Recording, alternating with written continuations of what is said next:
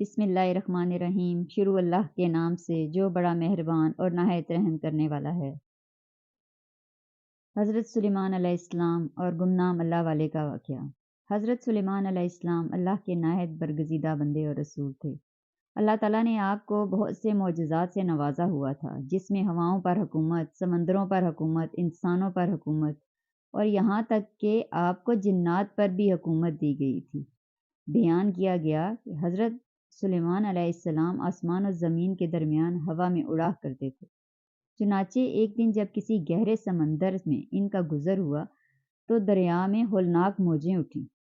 دیکھ کر ہوا کو پھیل جانے کا حکم دیا اور جنات کو دریا میں غوطہ لگا کر نیچے کا حال معلوم کرنے کو کہا۔ جب حضرت سلیمان علیہ السلام کے حکم سے جنوں نے دریا میں غوطہ لگایا تو اس میں موتی کا ایک ایسا چمکدار کبا دیکھا جس کا کوئی دروازہ نہ تھا۔ حضرت سلیمان علیہ السلام کو اس کی خبر دی گئی تو انہوں نے اس کبے کو سمندر سے لانے کا حکم فرمایا۔ چنانچہ جنات نے اس کو سمندر سے نکال کر حضرت سلیمان علیہ السلام کے سامنے پیش کیا، جس کو دیکھ کر انہیں تعجب ہوا اور اللہ تعالیٰ سے دعا کی کہ جس سے اس کبے کا دروازہ کھل گیا۔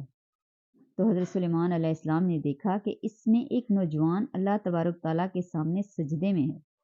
تو حضرت سلیمان علیہ السلام نے اس سے دریافت کیا کہ تم فرشتے ہو یا جن ہو؟ تو اس نوجوان نے جواب دیا کہ میں انسان کی جنس سے ہوں۔ اس کے بعد حضرت سلیمان علیہ السلام نے دریافت فرمایا، آخر یہ بزرگی اور فضیلت تجھے کیوں کر حاصل ہوئی؟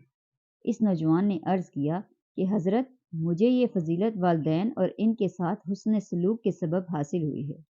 میں اپنی ضعیف والدہ کو اپنی پشت پر لادے رہتا تھا۔ ان کی دعا تھی کہ اے میرے معبود، تو اس کو سعادت عطا فرما کہ میرے مرنے کے بعد اس کا مقام ایسی جگہ متعین ہو جو نہ آسمان میں ہو اور نہ زمین میں ہو۔ چنانچہ والدہ ماجدہ کے انتقال کے بعد جب میں ایک دریا کے کنارے گھوم رہا تھا تو میں نے ایک سفید موتی کا کبا دیکھا۔ جب میں اس کے پاس پہنچا تو اس کا دروازہ کھل گیا اور میرے اندر داخل ہونے کے بعد قدرت الہی سے دروازہ خود بخود بند ہو گیا۔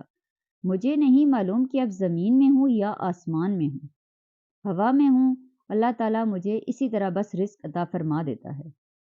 حضرت سلیمان علیہ السلام نے فرمایا، آخر اس میں تجھے کس طرح روزی حاصل ہوتی ہے؟ اس نے کہا، جب میں بھوکا ہوتا ہوں تو پتھر سے ایک ایسا درخت پیدا ہوتا ہے جس کے کھانے سے میری بھوک ختم ہو جاتی ہے، جس میں دودھ سے زیادہ سفید، شہد سے زیادہ میٹھا اور برف سے زیادہ ٹھنڈا پانی نکلتا ہے، اور جب میں سیراب ہو جاتا ہوں تو خود ہی وہ درخت غائب ہو جاتا ہے۔